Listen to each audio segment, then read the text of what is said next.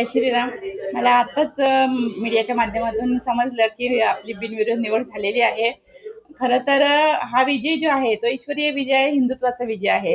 आज आपले महाराष्ट्राचे मुख्यमंत्री देवेंद्रजी फडणवीस साहेब, आमचे महाराष्ट्र प्रदेशाध्यक्ष रवींद्रदादा चव्हाण, तसेच आमचे जिल्हाध्यक्ष नंदूजी परब, आमच्या प्रदेशाध्यक्ष चित्रताई वाघ आणि नाना सूर्यवंशीजी आणि माझे मिस्टर राजन चौधरी. हा विजय जो आहे तो त्यांना मी समर्पित करते आणि माझ्या नागरिकांना हा विजय मी समर्पित करते.